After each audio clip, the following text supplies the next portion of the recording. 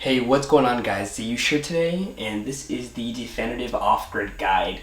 I made a post on Reddit a while ago asking if you guys wanted a video, and you did, and I finally found some free time, so here it is.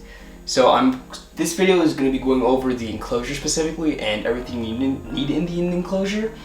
And in future videos, I will be going over setting it up with the solar panel, setting up the rut specifically. Most of the stuff isn't too difficult, and I've sort of simplified the steps a lot, as I'm not doing anything too complicated with the VPN server or anything like that. So yeah, let's get into the video. Also, last thing to note, I'm going to be linking everything in the description, so if you do decide to buy anything, they're all Amazon affiliate links, so just for disclosure, I will be getting a small kickback.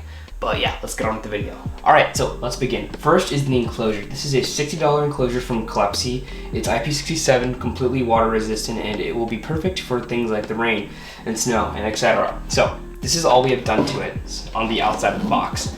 At the top here, I have two PG9 cable glands. So what you do is you drill a 5/8 inch hole and you put these cable glands in. These are very cheap. They provide water resistance, and they will be what we put the solar cables through. A lot of people will ask, why don't you put the cables on the bottom, as to prevent water from getting in and to create a drip loop?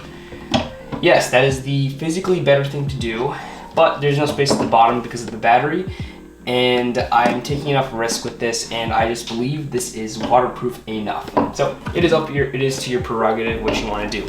On the side here, what we have is an RPSMA to N-type female connector. This is also a 5/8 inch hole. So all we are doing on the box, all you have to do are 3 5/8 inch holes. This right here is what the antenna will connect to for the Helium hotspot. This way, all we have to do is drill 3 5/8 inch holes, and that is it. On the back of the box, this is what we use for a mounting solution. So I typically mount to 1 inch diameter poles, and here, the box, when you order it, it comes with these mounting plates.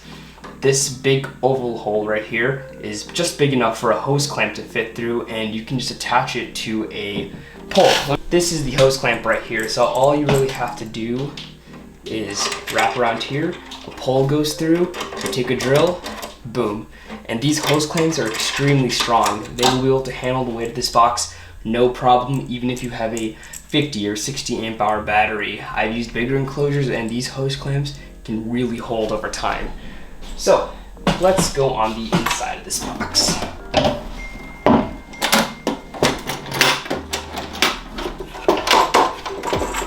Alright, so on the inside, here we see our RPSMA cable. This is what the Helium hotspot will connect to, and let's slowly go over building it. So first things first is the battery.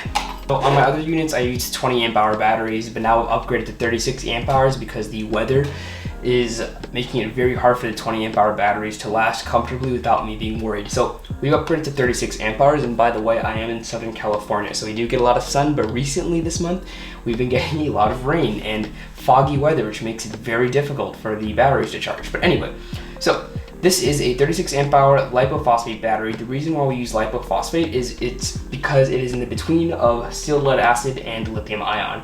So lithium ion gets you extreme energy density, but it is not safe. It can't handle a wide variety of temperatures. You can just puncture it and it'll explode. It's a little dangerous, but it is super energy dense. That's why smartphones use it, right?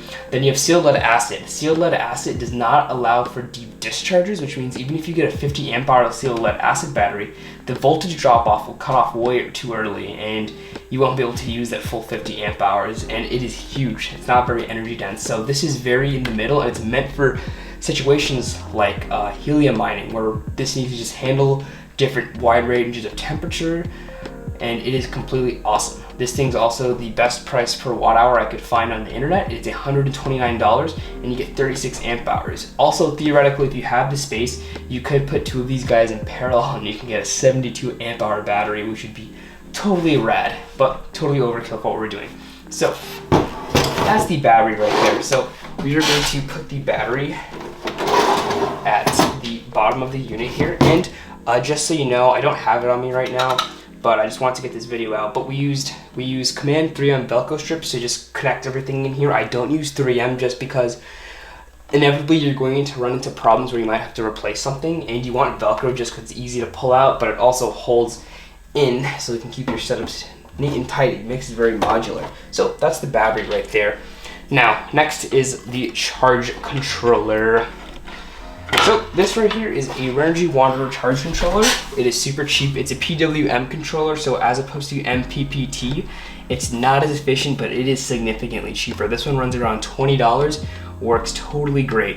So this charge controller right here, all we have to do is you basically take a flathead screwdriver and you can unscrew these terminals, you slip the wire in, and then you tighten it up. It's super easy to use, very user-friendly.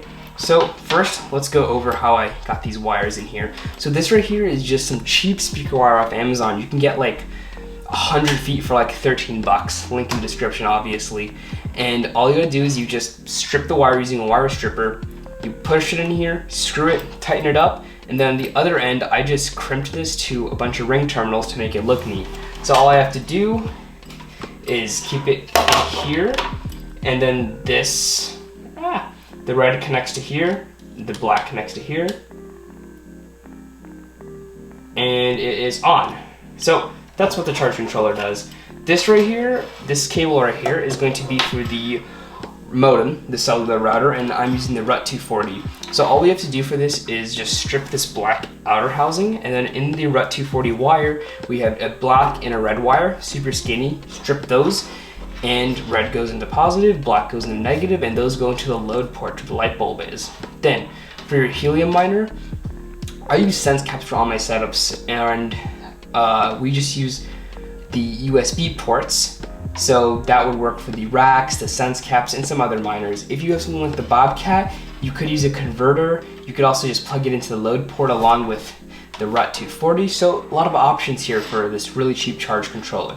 The only time I would recommend the MPPT controller is if you are in an area that does not get a lot of sun. MPPT controllers are more efficient at gathering power from the solar panel. But if you're in LA, honestly, this $20 controller gets the job done. So that goes in here. Next up is the router. So we're using a RUT240. All we have to do is slip it in here, and it works totally great. So the reason why I don't have the antennas on the outside is because ABS is RF transparent, which means there's little to no attenuation when you keep these antennas inside. This is to the radio, this basically does not exist. Now on previous builds, I have done SMA ports here and you can screw on the antennas, but one, it leads to an increased chance for water damage.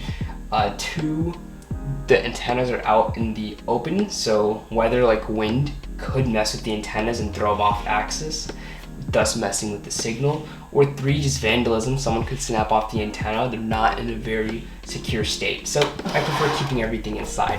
Worst case, if I'm in an area with really bad signal, what I will do is drill another cable gland here, and I will just run an SMA to N-type connector out through here and connect to the antenna or whatever I choose to use.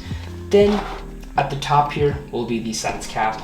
Mine is currently syncing, so I'm not going to put it in here, but it's pretty self-explanatory. This will connect to the RPSMA port on the sense cap. The USB will connect to the charge controller, and the Ethernet will connect to the RUT240.